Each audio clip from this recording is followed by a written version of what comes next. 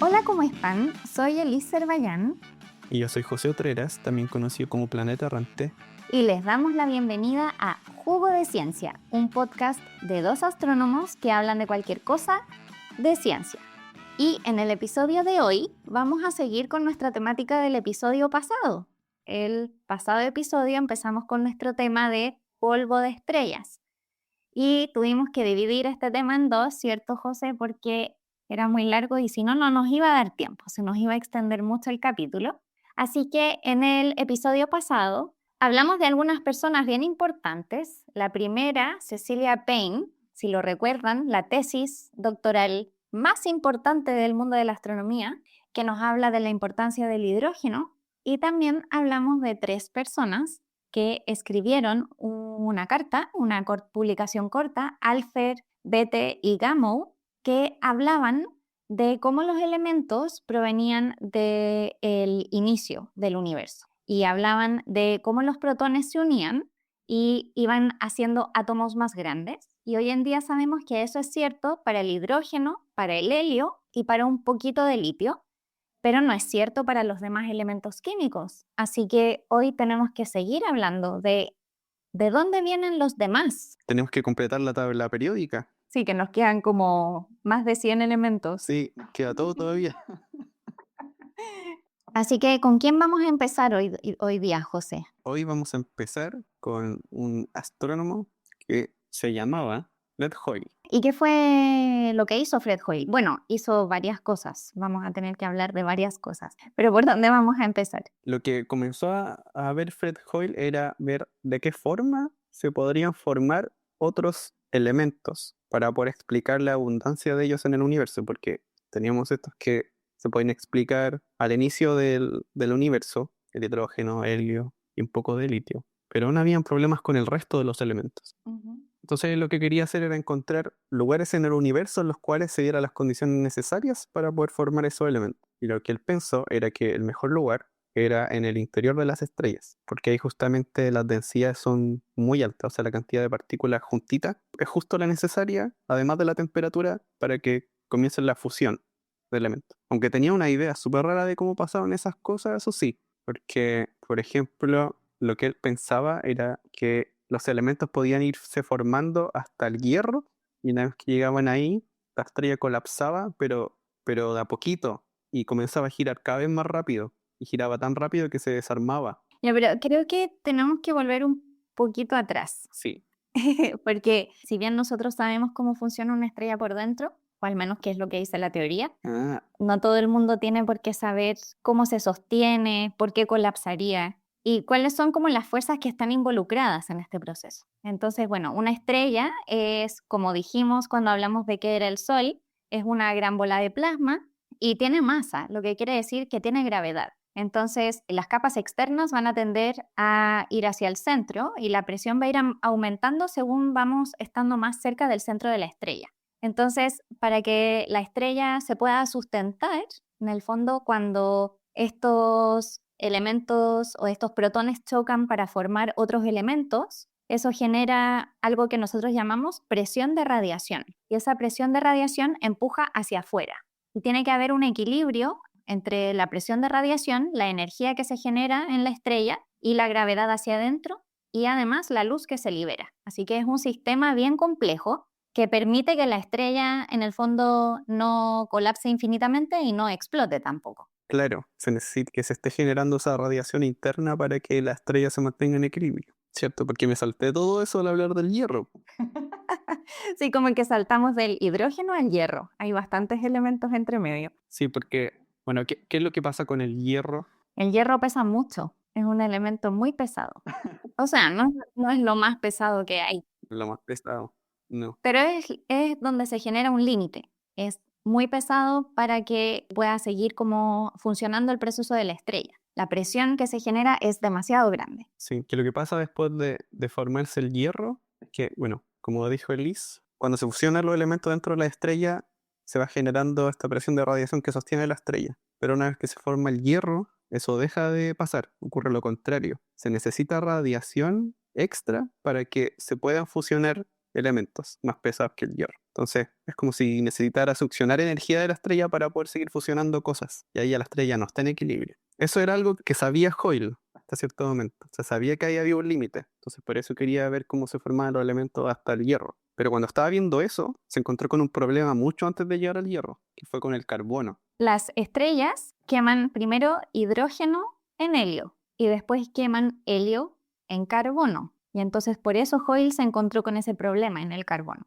Claro, yo me estoy saltando todo aquí. Es que como que quieres contar la historia muy rápido. Sí, bueno, justamente. Quería ver cómo poder formar carbono a partir del helio. Y ya se había sugerido antes un proceso que se llama triple alfa, porque otra forma en que se le llama al núcleo de helio es partícula alfa. Entonces, con triple alfa, con 3 helios, se podría hacer el carbono. El problema es que haciendo los cálculos, la forma en que podía ocurrir ese proceso era tan poco probable que no se podría crear el carbono necesario para formar las cosas que uno ve en el universo, como nosotros. O sea, no había ningún experimento que mostrara que esa reacción fuese lo suficientemente rápida como se necesita. Y lo que se le ocurrió a Hoyle fue que tal vez el carbono tenía un estado energético especial que justo en la temperatura dentro de una estrella muy grande, el carbono está en ese estado especial, tal que sí se puede formar el carbono con el proceso triple alfa, justo con esa condición especial. El problema es que ese estado especial del carbono nunca se había descubierto en el laboratorio. Así que ahí fue con otra persona que se llama William Fowler, que era un físico experimental. Entonces le contó esta idea que él tenía, que si podía descubrir si es que el carbono tenía este estado especial de energía, porque si lo tenía, ahí todos sus problemas se solucionaban y se podía formar el carbono más fácilmente y por explicar, no sé, que nosotros estamos acá. Hay que señalar que esto generaba un cambio de paradigma total, porque lo que vimos en el primer episodio es que nosotros íbamos sumando protones. Entonces tú tenías hidrógenos, de esos hidrógenos saltabas al siguiente elemento, que era el helio, de ahí saltabas al litio, y se suponía que según esa teoría primera, tú ibas sumando cada vez y ibas aumentando, ibas avanzando de elemento químico. Pero en realidad eso no funciona.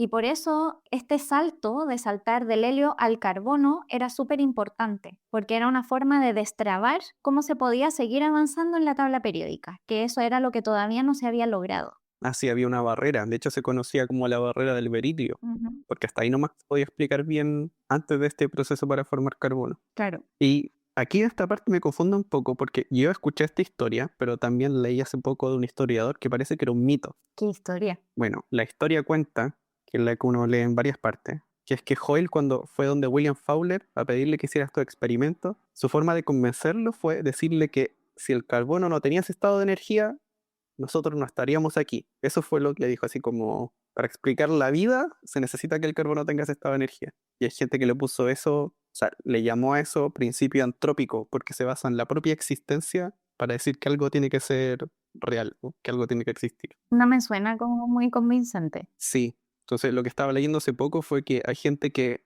una vez que se creó el término principio antrópico, la gente lo fue utilizando a la historia de Hoyle como el mejor ejemplo. Entonces ahí está la idea de que tal vez sea un mito, que en realidad nunca dijo eso. Bueno, ya nunca lo sabremos. Sí, pero lo que sí es cierto fue que fue allá, fue donde Fowler para que hicieran estos experimentos, y que al 10.º día de conducir estos experimentos se dieron cuenta de que Fred Hoyle tenía razón, que el carbono tenía este estado especial de energía que permitía que el helio se fusionara para formar carbono 12. Tan rápido, 10 días. Sí, se demoraron un poquito. Wow. Y ahí les faltaba algo, porque todo esto es pura teoría y necesitas más cosas para poder concluir que las cosas suceden así en el universo.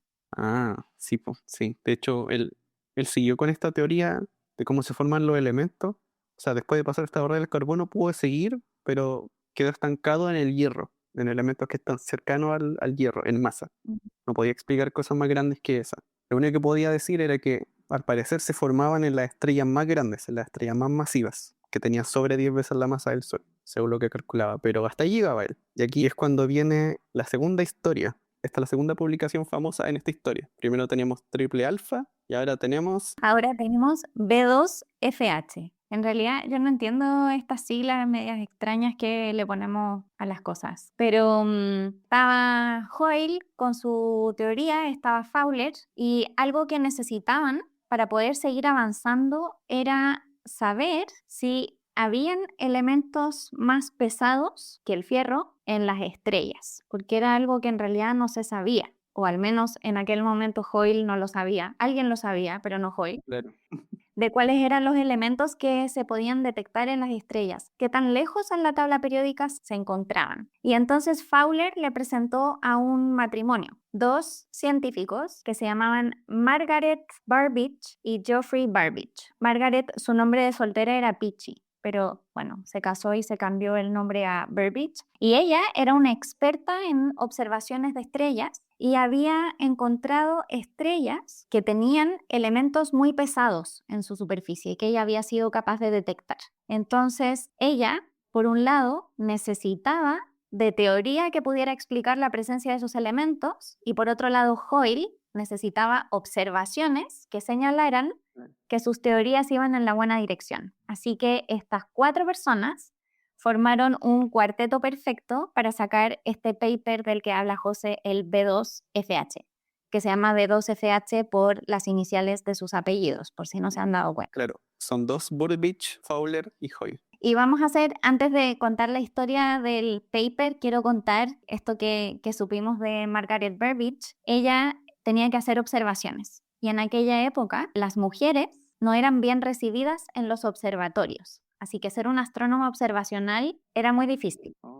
Porque ¿cómo puedes ser un astrónomo observacional sin ir al observatorio? Y entre todas las cosas que hacían para que ella no fuera, le decían incluso cosas como que no podía ir porque no habían baños de mujeres. Qué tontera. Como no habían baños de mujeres, ella no podía ir. Y el marido lo que hacía era a veces decir que el proyecto era de él y que ella era su asistente para que la dejaran ir, porque no la dejaban ir sola y no la dejaban ir a ella liderando un proyecto, cuando en realidad hoy en día sabemos que ella era la que lideraba las observaciones. Así que además de todo, ella fue una persona que abrió caminos para las astrónomas que han seguido detrás de ella. Sí, po. Y también, por lo que tenía entendido, fue la que más escribió en esta publicación, mientras estaba embarazada. Además. Sí, esta cosa es aparte, pero una historia que encontré interesante de Margaret Burbidge cuando era estudiante, que ella daba clases de astronomía práctica de hecho, de su universidad cuando era estudiante de pregrado. Y uno de quienes atendían a sus clases era Arthur C. Clarke, que no sé si la gente lo conoce, pero es un escritor de ciencia ficción que escribió Odisea del Espacio. De ella habrá sacado varias de las ideas. Tal vez, pero me pareció interesante esa conexión de 2 personas, y una de la ciencia ficción y una astrónoma. Qué curioso. Bueno, entonces, José, ¿qué cuenta de 2FH? Lo que cuenta B2FH, primero parte de este trabajo inicial que tenía Hoyle, que era la producción de algunos elementos hasta el hierro, pero también lo que muestra es la evidencia de observaciones de estos elementos pesados que se encuentran en las estrellas, que algunos de ellos eran elementos radioactivos que se supone que decaen. Así que como duran poco, si es que están en las estrellas es porque se están formando, si no se debería haber acabado hace rato. Claro, y por eso en la Tierra son poco comunes. Claro, entonces el hecho de que estuviese en la estrella un elemento que es inestable era evidencia de que se estaban formando elementos pesados en las estrellas. Así que tenía que preguntarse cómo. Y lo que se le ocurrió a los Burbidge fue que la forma en que se podían crear estos elementos era una forma diferente, que era mediante la captura de neutrones. ¿Y qué tiene esto de diferente? Antes todas estas reacciones de las que hablábamos, por ejemplo, fusionar helio, fusionar hidrógeno, lo que tenían que tratar de superar era su repulsión al tener la misma carga, porque los núcleos tienen carga positiva. Claro. Pero la diferencia es que el neutrón no tiene carga, así que es más fácil poder ponerlo en un átomo que ya está hecho, o sea, en un núcleo que ya está hecho y hacerlo más pesado. Se puede acercar con facilidad. Sí, y la idea es que después ese neutrón, al ser capturado por un núcleo, puede decaer y transformarse en un protón, y así de esa manera poder crear un átomo con más protones, un átomo más pesado. El problema de eso es que para que exista esa captura de neutrones necesitas que se generen neutrones. Sí, pues tienen que estar ahí. Sí, pues, tienen que estar ahí, y los neutrones no viven mucho, viven como 10 minutos. Así que también parte de este trabajo era explicar de dónde salían estos neutrones, en qué tipo de estrella estaban, y a partir de todo eso poder explicar cómo se forman todos los elementos. Esa era la idea. Claro, al final crearon como una especie de receta que servía para todos los elementos de la tabla. Y luego en el camino hemos ido viendo cuándo esa receta es factible y cuándo no y en qué lugares. Sí, y esta cosa fue una que cambió harto, porque creo que fueron los primeros que propusieron que el medio interestelar se enriquece de estos elementos nuevos a partir de la estrella. Sí, de hecho, no sé si hojeaste el paper, me imagino que sí, ¿o no? Sí, pero es bien denso, no lo vi entero. No, sí, yo tampoco.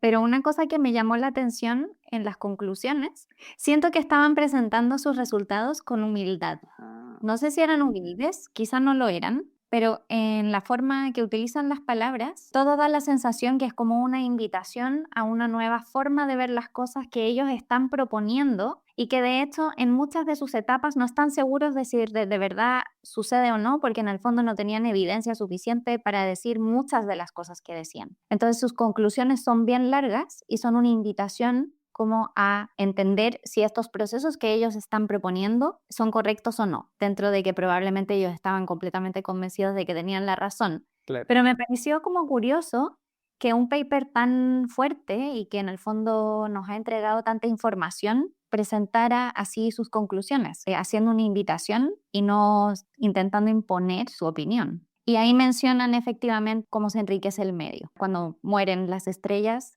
proveniendo los elementos de ellas mismas. Bueno, también hay una conexión con las supernovas, que es finalmente la forma en que se enriquece el medio. Cuando estas estrellas, después de generar todos estos elementos en su interior, explotan, liberan todo este material. Ujú, Y por ese tiempo se había visto la evolución en la luminosidad de las supernovas, qué tan rápido su luz iba decayendo con el tiempo. ujú, Y una cosa que se dio cuenta Geoffrey Burbidge era que la forma en la que decaía esa curva, o sea, la forma en la que disminuía la luz, era igual de rápido que el decaimiento de un átomo que se llama californium. Y se midió que se formaba en explosiones nucleares. Entonces se le ocurrió a él que en las supernovas se formaba californium, que es un átomo súper pesado. Tiene 254 nucleones. Los nucleones son protones y neutrones. ujú. Y que eso fue decayendo y formando otros átomos pesados. Pero eso hoy sabemos que no es así, por si acaso. No es así como funciona la supernova. Esa publicación, por si acaso, si alguien la ve, es súper larga. Es larguísima. Tiene muchos apartados, muchos apartados. Y también otra cosa que me llamó la atención es que una cosa que no podían explicar era la abundancia del litio, porque ellos no estaban suponiendo que el alfa beta gamma era cierto, que esa publicación era cierta. Era como simultáneo esto un poco. Claro. Era como a la misma. Sí, entonces a estos procesos que no podían explicar lo llamaban proceso X. Que igual la explicación del litio, bueno, luego me imagino que lo vamos a decir, pero la explicación del litio, del boro y del berilio es muy diferente. Entonces, entiendo que estuviesen muy confundidos. Creo que algo que sí que nos hemos saltado mucho Sí, es cómo las estrellas logran como ir fusionando diferentes elementos y por qué.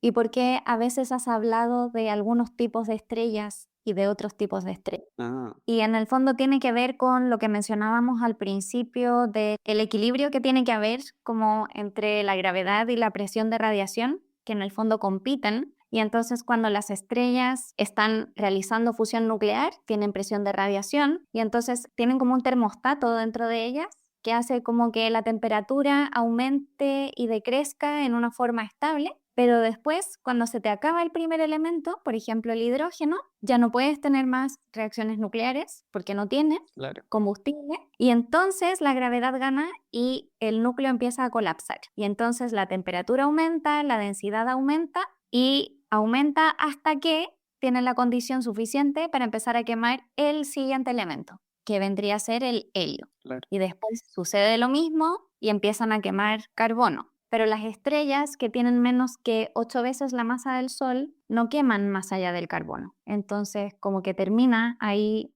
su camino. Y luego son las estrellas más grandes las que siguen quemando hasta el hierro y son las que, como decía el José, después mueren como supernovas y enriquecen el medio más intensamente. Cierto, buena acotación. Había que mencionar eso y te lo salté completamente. Lo que tienen que pensar es que en el fondo el núcleo de la estrella todo el rato está como tendiendo a colapsar. Sí. Entonces colapsa y luego vuelve a colapsar y luego vuelve a colapsar hasta que ya no es suficiente y entonces se mueren, básicamente. Trata de ir quemando todo lo que puede quemar, pero en orden, Claro, quema lo más fácil primero sí, y se van dando las condiciones poco a poco. para que se pueda quemar el resto de las cosas, Claro, excepto la estrella más chica, ahí para en el carbono. claro, y mueren como enanas blancas, que son bolas de carbono. Y enriquecen el medio de todas formas porque las capas externas se liberan y entonces todo lo que tiene fuera, eso está liberado en el espacio. Pero podríamos hablar de esa distinción de estos dos tipos de estrellas después de una pausa, ¿o no? Me parece buena idea. Entonces hagamos un break y después volvemos a hablar de el origen de los elementos.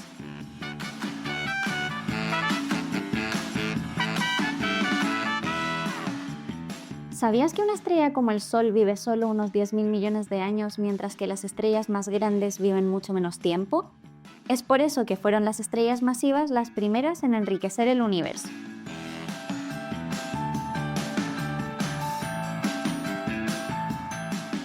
Ya estamos de vuelta acá después del break y vamos a seguir hablando de los elementos químicos. ¿Qué nos vas a contar, José? Bueno, luego de este estudio súper famoso, el B2FH, lo que venía después era diferenciar cada tipo de estrella, porque diferentes tipos de estrella crean diferentes tipos de elementos, que son los que finalmente después devuelven al medio interestelar. Y la primera diferencia que trató de hacerse era entre estrellas pequeñas y las estrellas grandes. Cuando digo pequeñas, me refiero a estrellas que tienen menos de 8 veces la masa del Sol. ¿Qué ocurre con esa estrella? Viven más, al final de su vida se transforman en enanas blancas. Pero previo a eso, mientras están en su fase de gigante, como va a estar el Sol, tienen algunos procesos especiales dentro de ellas, que uno de esos es la captura de neutrones, de la que estábamos hablando antes. Y como estas estrellas pequeñas viven harto, pueden estar mucho tiempo haciendo esta captura de neutrones. Pero la cosa es que los átomos no pueden llegar y capturar neutrones así como así. Tienes que obedecer ciertas reglas, porque no se puede formar cualquier átomo con cualquier número de neutrones. Y hay dos procesos diferentes para capturar neutrones. Uno que se llama el proceso lento y otro que es el proceso rápido, que al final la única diferencia es qué tan rápido se capturan estos neutrones. Y en las estrellas más pequeñas, el que funciona es este proceso lento. Todo lo hacen lento. Sí, capturan un neutrón, después el neutrón puede decaer en un protón y se forma un átomo más grande. Después pueden capturar otro neutrón meses después y hacer lo mismo, e ir creciendo de a poco. Meses después capturar otro neutrón y así formando átomos cada vez más pesados. Y este es diferente al proceso que ocurre en el núcleo, porque este proceso no es para que la estrella se sostenga, no es necesario para que la estrella esté en equilibrio generando esta presión de radiación. Es solamente como algo por el azar nomás, que justo hay un neutrón y que se va adhiriendo de a poquito a los átomos que están por ahí. Pero también lo que pasa con las estrellas más pequeñas es que al final de su vida, como habíamos dicho, se transforman en enanas blancas, que si están cerca de otra estrella pueden terminar explotando como supernovas tipo 1A. ¿Y qué es lo que pasa en esa explosión? Lo que sucede es que estas enanas blancas están hechas de carbono y entonces empiezan a quemar carbono mucho más rápido de lo que puede enfriarse la estrella. Entonces empieza a aumentar mucho la temperatura dentro, como en el centro de la enana blanca. Y entonces se produce una explosión termonuclear. Esto es como una olla a presión. En el fondo la temperatura aumenta y al final la tapa sale volando. Bueno, aquí lo que sale volando es la enana blanca en sí misma, que en el fondo se despedaza. Es una explosión total. Queda chañico la estrella. Y esto sucede muy, muy rápido. Se demora como unos segundos nada más en que la explosión destruya todo y todo ese material entonces enriquece el medio y se reparte por la galaxia donde sucede la explosión. Ahí tenemos un tipo de estrella, la estrella más chica, que tiene estos dos procesos, la captura de neutrones y la explosión al final. Y una cosa que hay que señalar es que estas estrellas, estas enanas blancas que explotan, no alcanzan a formar elementos más pesados que el hierro, no llegan más allá del hierro, así que tienen un límite, digamos, de hasta dónde llegan en la tabla periódica. Y ahí vienen las otras estrellas. O sea, eso era lo que pensaban los astrónomos antes, porque como estas explosiones de la enana blanca solamente pueden explicar hasta el hierro, se necesitaban el resto de los átomos todavía. Claro, y ahí viene la muerte de las estrellas grandes, la explosión de las estrellas masivas, que eso es lo que en general la gente conoce como supernovas, Claro. pero estas enanas blancas que explotan también son un tipo de supernovas, son las supernovas tipo 1A. Y estas otras, las de las estrellas masivas, son supernovas tipo 2 y suceden completamente diferente, es otro proceso. Entonces, lo que pasa en las estrellas masivas, que son 8 veces más grandes que la masa del Sol, es que al final que van queman hidrógeno en helio en carbono y van avanzando y van teniendo como distintos cascarones con distintas reacciones, pero al final tienen un núcleo de silicio y según van quemando en silicio se van acercando a algo que se llama la catástrofe de hierro, porque es el hierro el que le impide poder seguir quemando. El hierro es demasiado pesado, como dijimos al principio, colapsa porque no es capaz de soportar la gravedad. Entonces aumenta mucho la densidad y la temperatura, y a densidades muy muy altas los protones se convierten en neutrones y estos neutrones liberan neutrinos. Y ahora van a entender por qué es importante que liberan neutrinos. En una fracción de segundo, el núcleo se convierte en puros neutrones. Uy. Y en un momento es todo tan denso que las capas externas, al caer, llegan al centro y no pueden seguir apretando el núcleo, porque no se puede apretar más y rebotan. Y eso es lo que da la primera ola de la explosión. Pero los neutrinos que se generaron interactúan con todo el medio que los rodea y eso inyecta energía. Y esa energía se empieza a transmitir a las capas externas y entonces se expande después todo muy rápido a velocidad constante y se va enfriando poco a poco y todo el material exterior se libera por el medio. Pero hay un gran pero en estas supernovas. Bueno, pero... El pero es que no se destruye completamente la estrella. No. ¿Qué es lo que queda después, José? Depende de la explosión de la estrella, parece.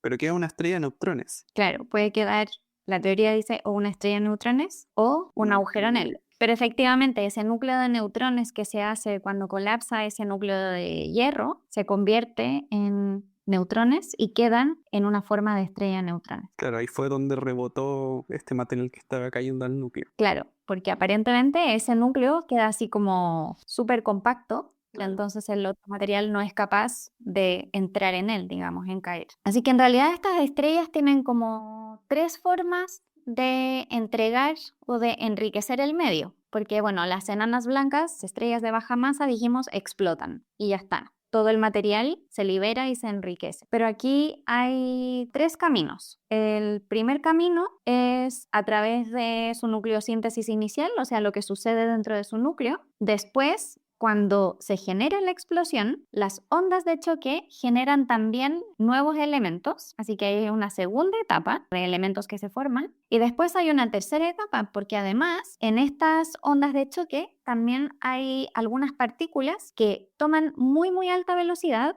y eso se llaman rayos cósmicos. Y esos rayos cósmicos viajan y chocan con otros elementos eventualmente y eso también genera elementos. Y esos elementos que genera son los que hablábamos antes, que son complicados de explicar, que son el litio, el berilio y el boro, que vienen de estos rayos cósmicos que chocan con átomos más grandes, los parten y al partirlos generan estos átomos más pequeños, que están entre medio de alfa, beta, gamma y B2FH, estos 2 caminos para formar elementos químicos. Hay algunos elementos que se forman con estas reacciones de ir juntando núcleos, pero no todos los átomos se pueden formar así. Para algunos se necesitan los rayos cósmicos, otros se necesitan que otros átomos más grandes decaigan, o sea, que vayan liberando partículas y se vayan haciendo más livianos. Eso. Y por mucho tiempo, en muchos libros de texto, hasta aquí llegaba la teoría de cómo se formaban los elementos. Era supernovas, las supernovas hace todo. O sea, primero se van formando de a poquito y después en esta explosión se forman otros elementos más y ahí están todos los elementos de la tabla periódica. Eso fue lo que se creyó por mucho tiempo. Claro, pero no. No, po. No, po. Hasta que llegaron los modelos en computadores. Porque hay que tener en cuenta que estos procesos son muy violentos, no son procesos que están en equilibrio, que uno pueda decir que ciertas condiciones se mantienen en el tiempo, sino que es todo muy cambiante. Y hacer esos cálculos a mano es complicado, hay que hacer varias suposiciones para simplificar el problema. Así que una vez que llegan los computadores al juego, hacen posible poder calcular cómo se forman los elementos de las estrellas de forma más certera. Y aquí fue cuando comienzan a encontrar el problema, po. Lo que pensaban que iba a pasar en las supernovas no estaba pasando. En realidad en las supernovas se llega como hasta el níquel, algunos elementos más, pero no es capaz el proceso de llegar tan lejos en la tabla periódica, no llega a los elementos súper pesados. Claro, hay algunos elementos más pesados que se llegan mediante la captura de neutrones, pero es una que dura muy poquito, dura lo que dura la explosión. Y entonces aquí la explicación que queda son los neutrones. Ah, sí, porque como habíamos dicho antes, se necesitan capturar neutrones para hacer átomos más pesados. Entonces, ¿qué es la cosa que tiene más neutrones? Una estrella de neutrones.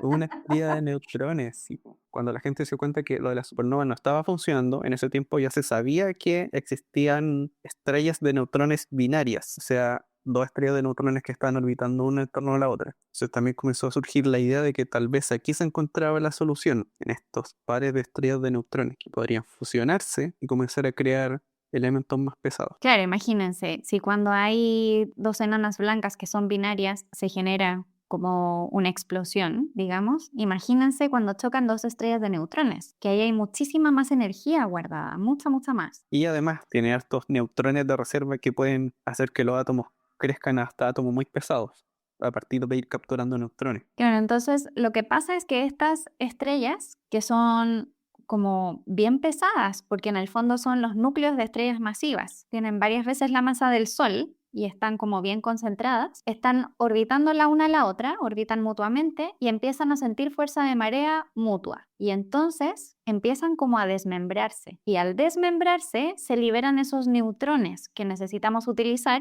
para que ocurran estas reacciones. Así que en muy poquito tiempo esos neutrones empiezan a ser capturados. Se empieza a hacer captura de neutrones y se empieza como a eyectar material. En todo caso, algo que tenemos que tener en cuenta es que estos eventos no son muy comunes porque tienes que lograr tener dos estrellas de neutrones una al lado de la otra. Eso significa que habían dos estrellas grandes cerca antes. Claro, porque tienen que haber explotado como supernova primero, que ya es poco común, y Sí. después tienen que haber estado una al lado de la otra. Claro, entonces durante los 2000, o sea, durante este siglo, se habían descubierto algunos candidatos a esta fusión de estrellas de neutrones que explotarían en algo que se llamó kilonova. Pero no se había podido detectar esta explosión en tiempo real para ver si de verdad era una kilonova y ver si es que realmente se estaban produciendo los elementos que uno esperaría que las supernovas no eran capaces de explicar. Y aquí, hace muy poco tiempo, pasó algo que cambió toda la historia. Lo que cambió la historia es que se construyó y empezó a funcionar el primer detector de ondas gravitacionales, que son estas ondas que predecía la teoría de Einstein y que son ondas que viajan por el espacio debido a objetos que tienen masa. Entonces, es como cuando una persona está saltando en una cama elástica y uno se pone de pie al lado, uno siente cómo la cama elástica se mueve y si la cama elástica fuera infinita, seguiría viajando infinitamente esa onda.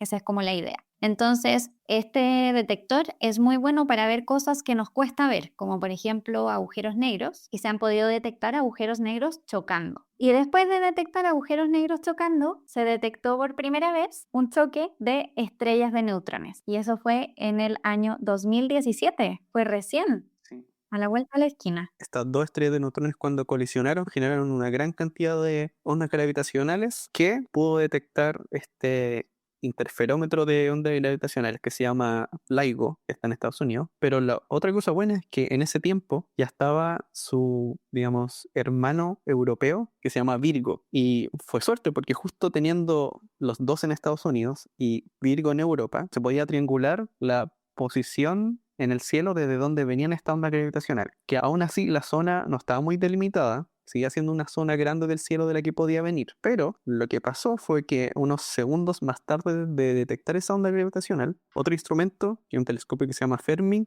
detectó rayos gamma viniendo de una dirección muy parecida desde donde se supone se habían funcionado estas estrellas de neutrones. Y eso activó alertas en todo el mundo y en todas partes comenzaron a apuntar los telescopios a este punto. Y con eso pudimos tener las observaciones que se requerían para confirmar la teoría de que elementos muy pesados provenían de estos choques de estrellas de neutrones, porque la teoría estaba ahí, pero no se había podido observar. Entonces, estos elementos se detectaron en ese momento. Una de las cosas que estimaron fue que se habría formado alrededor de 100 masas de la Tierra en oro y platino solo en esta explosión. Una gran cantidad de oro. Sí, a lo mejor bajó el precio del oro, pero igual tienes que ir a buscarlos hasta allá. Claro, o sea, con el precio de tratar de traer ese oro para acá. Una cosa interesante de esta detección de ondas gravitacionales, que me da un poco de risa, fue que se supone que había un acuerdo de discreción cuando se detectan estas ondas gravitacionales y se comienzan a observar. Y el acuerdo era de estar callados por unos meses hasta que LIGO hiciera el anuncio oficial y hicieran sus publicaciones al respecto. Lo que pasó fue que al día siguiente, uno de los astrónomos que estuvo metido en todo esto de la observación, escribió un tweet. Se puso en Twitter, LIGO encontró ondas gravitacionales con una contraparte visual, que significa que se había podido observar con telescopios, o sea, con luz. Y ahí lo embarró. Lo retaron, tuvo que borrar el tweet y al principio parecía que esa era la única cosa, hasta que apareció otra información de Hubble, porque hace poco habían hecho un bot. Un bot es algo que hace mensaje automático. Entonces este bot de Hubble lo que hacía era avisarte cada cierto tiempo qué era lo que estaba observando Hubble y lo ponía en redes sociales. Entonces lo que hizo este bot de Hubble fue decir, en este momento Hubble está observando la fusión de dos estrellas de neutrones. Se les volvió a apagar el bot. Claro, po. Ay, ay. Igual al final siempre todo se termina filtrando. Sí, así que tuvieron que denunciarlo al tiro, po. No pudieron esperar. Cuando hicieron como la rueda de prensa del choque de agujeros negros, del primero, todos sabíamos que eso era lo que iban a hacer. Sí, y mucho tiempo antes, mucho tiempo antes. Y se suponía también que tenían embargo y que no podían contar nada, pero igual todos lo sabíamos. Estábamos Claro. todos súper Y también con la primera imagen del agujero negro, yo la supe un poco más de un año antes. wow. Y también fue alguien que puso un tweet, pero pasó desapercibido. A esta gente hay que prohibirle las redes sociales a algunas personas. Difícil. Sí, y bueno, así finalmente fue como se pudieron explicar los átomos que eran mucho más pesados. Y entre esos está el uranio, que es radioactivo. ¿Y por qué menciono el uranio y otras cosas radioactivas? Es porque en la Tierra son átomos radiactivos los que por una parte permiten que el interior de la Tierra se mantenga caliente. Exista la convección, que al final es que se vaya moviendo material como de forma cíclica, y se genera este movimiento de tectónica de placas. O sea, gracias a esos elementos, la Tierra tiene estos ciclos que renuevan el material. Y eso es necesario para mantener la Tierra joven y que las cosas crezcan. Para mantenerla viva. Sí, La Tierra es el único planeta como que conocemos que tiene placas tectónicas. No conocemos ningún otro con placas tectónicas todavía. así que hay que imaginarse qué pasaría si no se formaran también estos elementos pesados. Y aparte de la Tierra también está la composición del cuerpo humano, porque nuestro cuerpo tiene varios elementos que se forman en estas estrellas masivas y también algunos de esos también se forman en las estrellas más pequeñas, como el carbono o el oxígeno. Y de hecho, a pesar de que el hidrógeno es el elemento más abundante del universo, en masa lo que más tenemos es oxígeno y después carbono. Y después de eso hidrógeno. Pero si contamos el número de átomos que tenemos en nuestro cuerpo, como un 62% son átomos de hidrógeno. Igual tiene sentido, es el átomo más liviano y es de lo que más hay. Sí. Así que en parte estamos hechos por las estrellas y por el Big Bang. Así es, las estrellas y el Big Bang. Por eso decimos que somos polvo de estrellas Claro, somos polvo de estrellas. y polvo del Big Bang. Sí. Hay gente que dice somos hijos de las condiciones iniciales del universo, a eso se refieren, a la composición inicial del universo.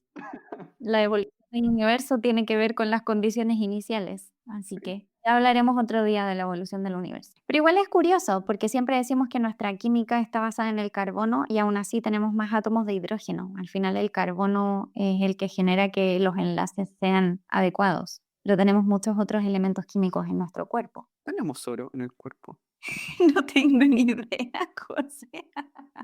A lo mejor si te tomas esos cafés de Dubái que tienen oro, Entonces, recapitulando, tenemos átomos que vienen del Big Bang, hidrógeno, helio, un poco de litio, pues tenemos, litio, berilio, que vienen de los rayos cósmicos. cierto, litio, berilio, boro, que vienen de los rayos cósmicos, todos estos otros elementos intermedios que en realidad forman parte de la mayoría de las cosas que conocemos, que vienen de la estrella, y los elementos mucho más pesados, que entre esos está el oro, por ejemplo, que vienen de la fusión de estrellas de neutrones. Y también viene un poco de la estrella más pequeña, pero esos procesos son un poquito más lentos. Y eso va a enriquecer el medio también en el futuro, porque esas estrellas todavía están vivas, porque viven mucho tiempo. Sí. Y de ahí tenemos la tabla periódica. Ahí está, ya cubrimos todos los elementos. Así que, dejándolos con la tabla periódica ya completita, aprovechamos de recordarles que ahora nos pueden apoyar en Patreon. Así nos pueden ayudar directamente a que este podcast sea cada día mejor y para eso pueden ir a patreon.com/jugo de ciencia. Y recuerden que si quieren ponerse en contacto con nosotros, pueden seguirnos en redes sociales. Somos Jugo de Ciencia en Twitter, Instagram y Facebook. O también pueden escribirnos a nuestro mail, jugodeciencia@gmail.com. Esperamos que este capítulo les haya gustado mucho y nos vemos en el próximo. Que estén muy bien. Chao, chao. Chao.